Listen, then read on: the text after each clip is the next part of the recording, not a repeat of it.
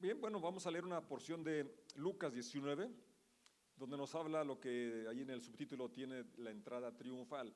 Pues es una entrada donde él hace manifiesto su identidad. Hasta entonces, él sí había dicho quién era, pero en forma privada, pero en esta ocasión, ya previo a su sacrificio, a su muerte, él quería que todos estuvieran enterados quién era él. Y ese veo yo que es la razón principal de este acontecimiento, que no fue una casualidad, no fue algo improvisado, imprevisto, sino que él mismo, como vamos a ver enseguida, da instrucciones de que vayan y le traigan el transporte. Y bueno, el verso 37 dice de la manera siguiente, Lucas capítulo 19, verso 37. Cuando llegó a donde comienza la bajada del Monte de los Olivos, todos sus seguidores comenzaron a gritar y a cantar mientras alababan a Dios por todos los milagros maravillosos que habían visto. Bendiciones al Rey que viene en el nombre del Señor, paz en el cielo y gloria en el cielo más alto.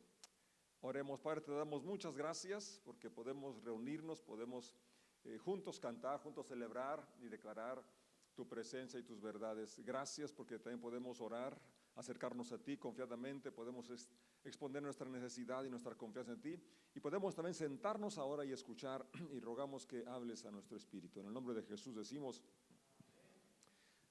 amén. Esta entrada es una entrada de esperanza, una entrada de esperanza. Hay esperanza en esos tiempos que se escucha la guerra, y con todas sus atrocidades que vemos aquí en nuestra ciudad, tanta violencia y quizás problemas interpersonales en nuestra familia o con nuestros amigos, en nuestro lugar donde laboramos.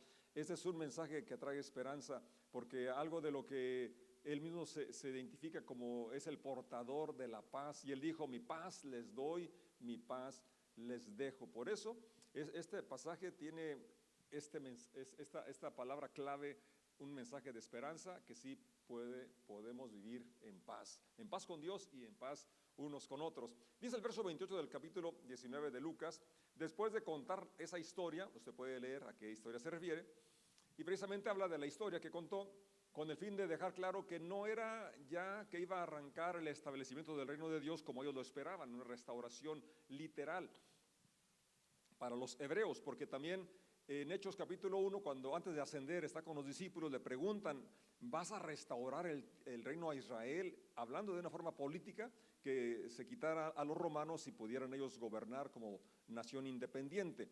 Bien, entonces esa historia es contada en los versos anteriores al 28, y dice: caminando delante de sus discípulos, y esto me llama la atención como Lucas lo registra, ¿verdad? Porque creo que así debemos ir nosotros, caminar después del Señor, siguiendo sus pasos, siguiendo sus pisadas, siguiendo su ejemplo. Al llegar, dice el verso 29, a las ciudades de Betfagé y Betania, en el Monte de los Olivos, mandó a 2 discípulos que se adelantaran. Como ya lo comenté, entonces este acontecimiento está planeado por él, está diseñado por él, no fue una casualidad, no fue un accidente, ¿verdad? Entonces estaba para cumplir una profecía, varias profecías que hablaban claramente de que él entraría montado en un pollino, en un burro, un burrito, un asno, al quien nadie se había montado, nadie se había subido antes.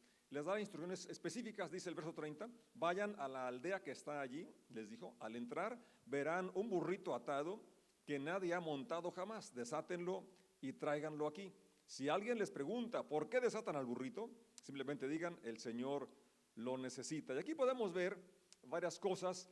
Una, que el dueño del burro, de la burra y el burro, porque en otro evangelio habla que era la burra y su burrito, seguramente era un discípulo de Jesucristo, que aunque no andaba ahí con ellos siguiéndolo, sabía quién era el Señor, porque fíjate las palabras: el Señor lo necesita. Entonces quiere decir que este dueño de esos animalitos ya conocía al Señor y quería complacerlo, y dijo: está bien, si él lo necesita, aquí está la burra, el burro y todo lo que tengo está a disposición del Señor. ¿Qué corazón de un discípulo, de un seguidor de Jesús? Yo creo que es un ejemplo para ti, para mí hoy. Si él lo necesita, aquí está lo que tengo, aquí está mi Ferrari. Bueno, no creo que tenga aquí ningún Ferrari, pero una Avalanche, porque por ahí la he mirado. A ver si un día dice: Javier, ahí está, pastor, si la quiere, llévesela al rancho. Ah, pero es que el pastor no es el Señor, ¿verdad? Por ahí veo algunos carros muy bonitos allá afuera. Y yo traigo una bicicleta. Me gusta andar en bicicleta. Pero el punto es este, el que tenía el dueño del animal, como ya lo dije, nos da esa lección cuando tenemos una relación con Jesucristo y se nos invita a colaborar, a prestar. Aquí tenemos lo que hemos dicho, las 3T, el tiempo, el talento, el tesoro.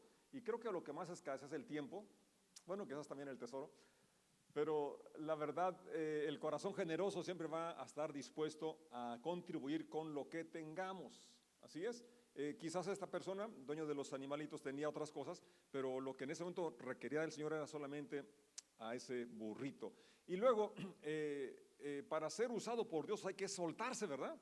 Había que soltarlo. Nosotros tenemos que ser liberados también de ataduras, de complejos, de opresiones que nos han limitado. Por eso una vez más recomiendo mucho este taller de sanidad, porque eso nos ayuda a romper ataduras, complejos, heridas que nos limitan y no nos permiten vivir la vida abundante que en Jesús se nos ofrece. Dice el verso 32, así que ellos fueron y encontraron al burrito tal como lo había dicho Jesús, y efectivamente mientras lo desataban, los dueños le preguntaron por qué desatan ese burrito. Ellos simplemente contestaron, el Señor lo necesita. Marcos agrega otro detalle que le dice también, y lo devolverá pronto. O sea, tenía una misión y se iba a regresar a su dueño. Y también aquí un mensaje, una enseñanza muy, muy buena. Primero, para cuando pedimos algo prestado, lo regresemos. Tenía un amigo que me decía que seguido le pedían dinero prestado y él aprendió una frase que decía, bueno, a ver, ¿lo quieres prestado o lo quieres regalado? Dice, porque algunos me lo pedían prestado y nunca me pagaban. Yo creo que más bien lo querían regalado, ¿verdad? Bueno, el Señor no quería que se lo regalaran, quería que se lo prestara, ¿verdad? Aunque Él es el dueño de todo, pero fíjate, no llega y nos arrebata las cosas, sino que nos pide. Él sigue diciendo, el que quiera ser mi discípulo, sígame. El que quiera, el que no quiera, pues se la pierde. Y yo quiero seguirle. ¿Y tú?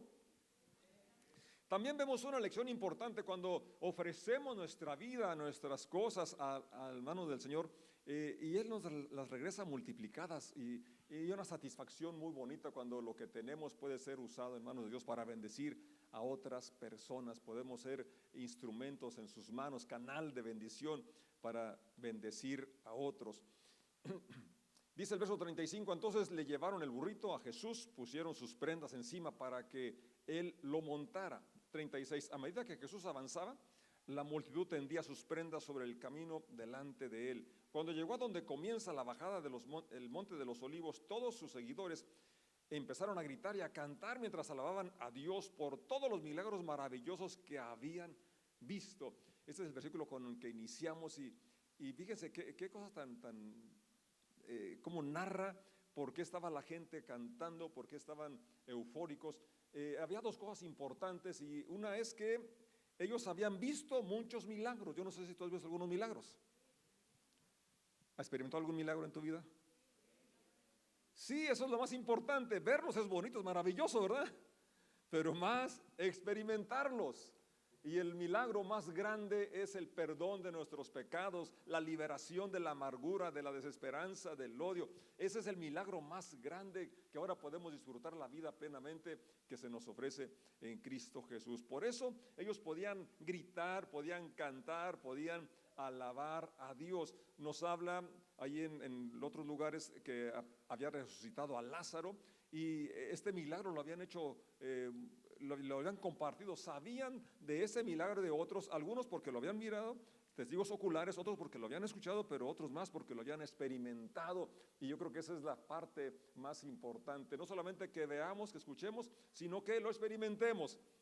Y si lo hemos experimentado, vamos a contarlo para que otros también conozcan al Señor de señores y reciban también sus bendiciones. ¿Qué cantaban? Dice el verso 32, bendiciones al Rey que viene en el nombre del Señor, paz en el cielo y gloria en el cielo más alto. La palabra que usa la Reina Valera entre todas es Hosana, es decir, salva ahora, Señor, ayúdanos ya.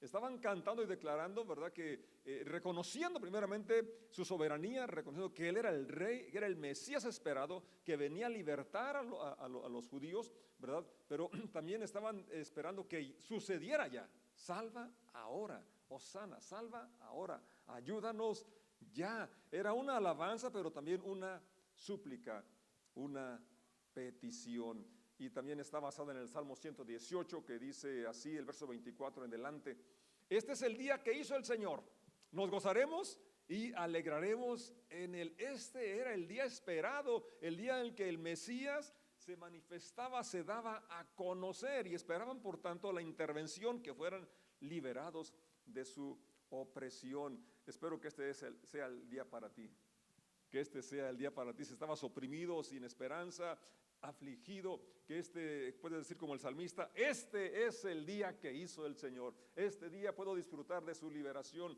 puedo disfrutar de su intervención, este día puedo tener esperanza. Por tanto, nos gozaremos y nos alegraremos en el Señor y en este día, porque es lo que nos toca vivir, ¿verdad? Y dice el verso 25 del Salmo 118: te rogamos, Señor, por favor, sálvanos. Te rogamos, por favor, haznos triunfar. Qué bonita oración. Bendigan al que viene en el nombre del Señor. Desde la casa del Señor los bendecimos. Es la parte que estaban cantando, pero que tiene ese contexto. ¿Cuál contexto? Que este es el día que hizo el Señor. Porque este es para el más importante, es el día que tenemos ese encuentro con el Mesías, con Jesucristo, que reconocemos nuestra condición y reconocemos su capacidad para ayudarnos, para libertarnos. Verso 26: bendigan al que viene en el nombre del Señor, desde la casa del Señor los bendecimos. Verso 27: el Señor es Dios y brilla sobre nosotros. Qué preciosa alabanza. Y luego, verso 39, siempre están los que solamente observan, no participan, no disfrutan. Hoy no vinieron aquí, pero ahí estaban con el Señor. Y en lugar de disfrutar, en lugar de cantar y celebrar, estaban criticando. Verso 39, algunos fariseos, los religiosos, los conocedores, pero que con todo el conocimiento estaban ciegos espiritualmente, que estaban entre la multitud, decían: maestro, reprende a tus seguidores por decir cosas como esas. Jesús les respondió: si ellos se callaran, las piedras a lo largo del camino se pondrían a aclamar. Qué declaración tan importante. Les dice: no voy a detenerlos, porque esto, lo que dicen, es la pura verdad. Eso que ellos dicen: yo soy el Mesías, yo soy el Rey de Israel, el Rey de la tierra, el Rey del universo. Lo que ellos dicen no puede quedarse callado, y si ellos se callaran, las piedras hablarían, las piedras proclamarían. Y qué bueno que aquí las piedras tampoco tienen que hablar, porque hay quien lo va a proclamar. Qué bueno que algunos de ustedes se van a animar junto conmigo. Vamos a proclamar las maravillas del Señor. Vamos a proclamar que Él es el Mesías, que Él es el Señor, que Él es mi Señor, que Él es mi Rey, Él es mi Salvador. Hemos visto maravillas, hemos visto milagros, hemos experimentado maravillas y milagros en nuestras vidas, pero necesitamos proclamarlas, dar a conocer quién las hace, quién las hizo, quién las sigue haciendo el día de hoy. Las piedras no tienen que hacerlo, porque tú y yo vamos a realizarlo. Amén. Sigue la lectura, verso 41. Al acercarse a Jerusalén, Jesús vio la ciudad delante de él y comenzó a llorar. Fíjate qué contraste, ¿verdad? A veces así nos sucede. Un día estamos en una celebración, otro día podemos estar en un sepelio. ¿Verdad que sí?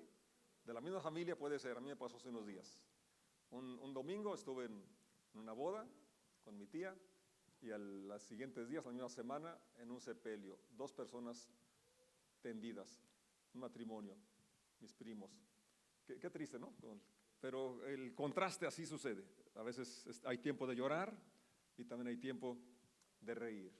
Y Jesucristo no fue ajeno a los sentimientos y emociones y tristezas y pérdidas que tú y yo experimentamos en la vida. Es más, dice que tal pontífice nos convenía tener, alguien que estuvo en nuestra condición, el cual fue tentado en todo, pero sin pecado. Como Él fue tentado en todo, experimentó las cosas que tú y yo experimentamos, Él nos conoce, nos comprende, y por eso podemos con toda confianza acercarnos a Él. Entonces, primero está la euforia, el gozo, la alegría por la multitud que canta, declara lo que Él es.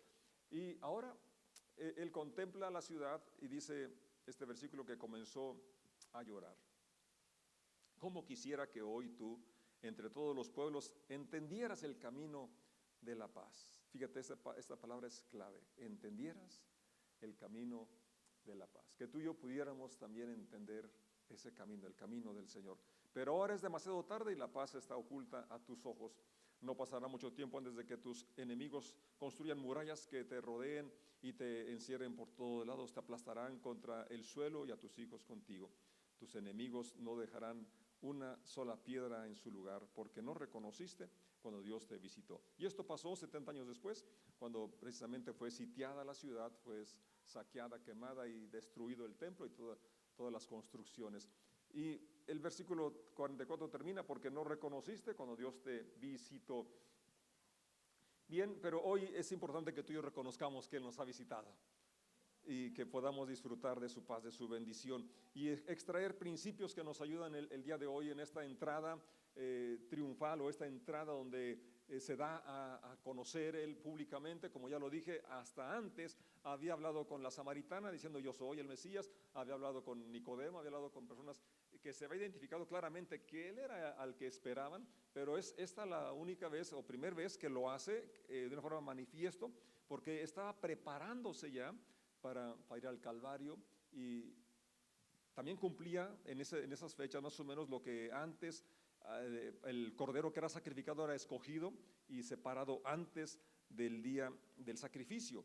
Entonces él era la preparación para culminar y traer y pagar el castigo de nuestra paz que iba a ir sobre él.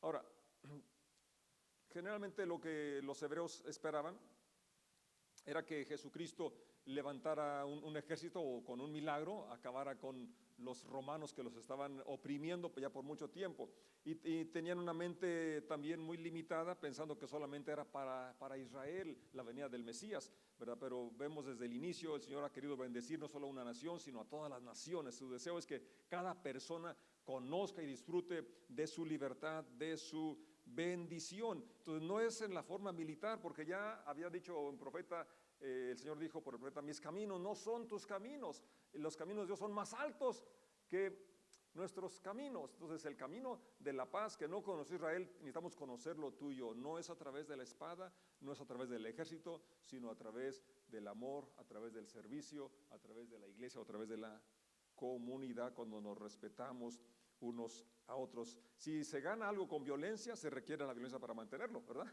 Entonces no iba a usar el Señor esa forma humana. Él es el príncipe de paz y su manera de conquistar es con el amor. Por eso hemos cantado la cruz, es el mensaje, es la muestra de su amor. Pero la cruz recuerda el sacrificio, recuerda la muerte, recuerda el dolor. Entonces nosotros vivimos en este mundo que es adicto a la guerra, y nuestra naturaleza también así es, ¿no?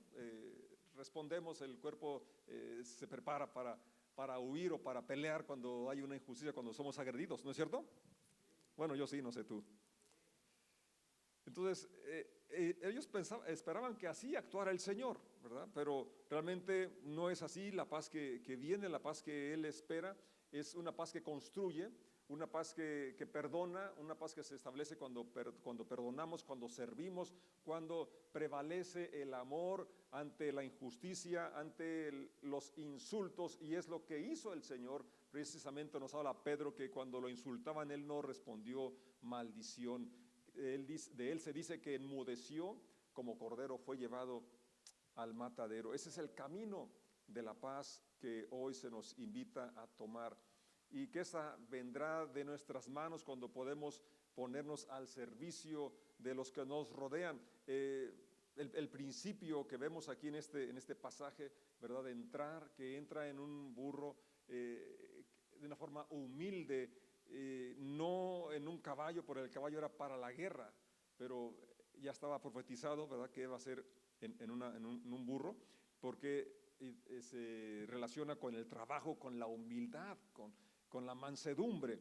Y entonces necesitamos nosotros tener ese mismo espíritu. Jesucristo nos dice, aprendan de mí que soy manso y humilde de corazón. Entonces, mientras que Pilato entraba en su caballo y con soldados, con espadas, para intimidar. Jesucristo entró humilde en un burrito para amar, para servir, para dar. Y los que traían sus seguidores no eran armas, no eran espadas, sino que eran palmas en sus manos, en señal de victoria, en señal de celebración.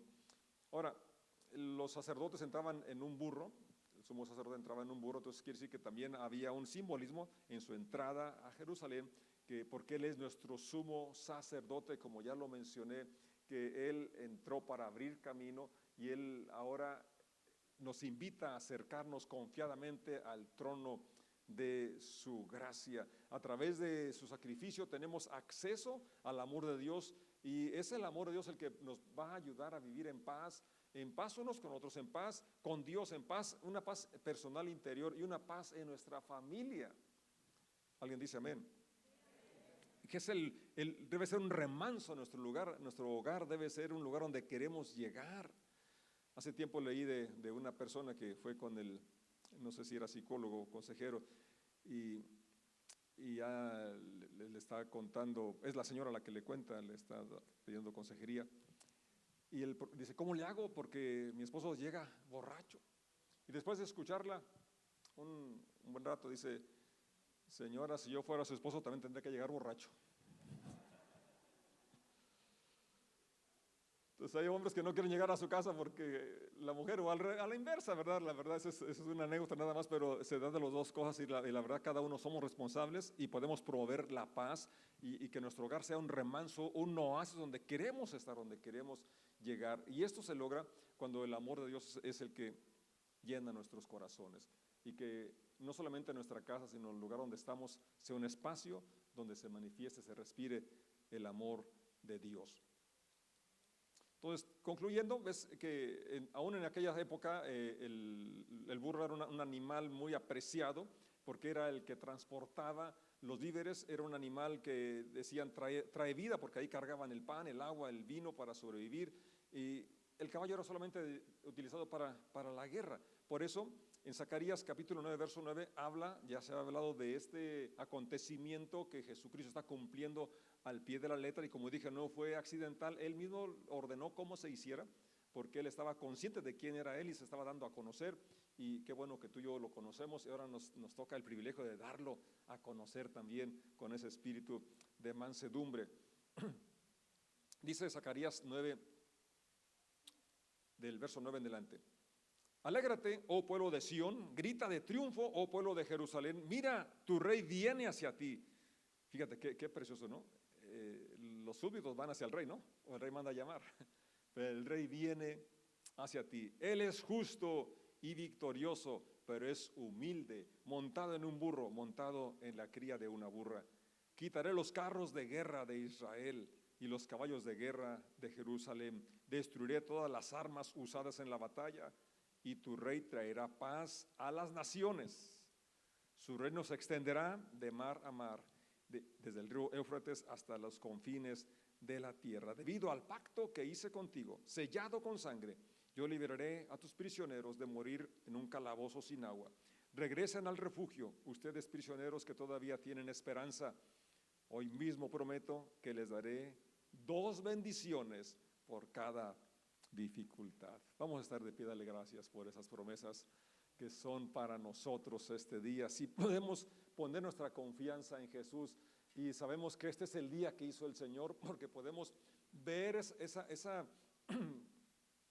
característica de nuestro Señor, que Él es el Mesías, Él es el Rey esperado, pero no solamente que es el Rey de Israel, es el Rey de las naciones, pero que es mi Rey. ¿Así es? El Señor quiere seguir entrando a las ciudades, entrando a los hogares, y requiere algún burrito, y aquí está uno. Que seamos mansos y nos dejemos montar, guiar. La mansedumbre es contrario a salvaje, a bruto. Si un caballo, un burro bruto, pues no sirve su fuerza, pero ya una vez que está hecho a la rienda, que está amansado, es útil, se utiliza su fuerza, su capacidad. Así también la vida del ser humano cuando nos ponemos en sus manos. Ese burrito nadie se había montado y no tuvo que amansarlo porque él reconoció la soberanía del Rey de Reyes. Y así que tú y yo también podemos reconocer su autoridad, su señoría y dejar que Él dirija nuestras vidas y que nuestras acciones sean acciones que lo den a conocer. Hoy por hoy el mundo necesita más que palabras, acciones. Que nuestra vida, que nuestras acciones, nuestra conducta, nuestro proceder manifiesten que Jesús es nuestro Señor, que Él ha entrado a nuestra ciudad, que Él ha entrado a nuestra casa, que Él ha entrado a nuestro corazón.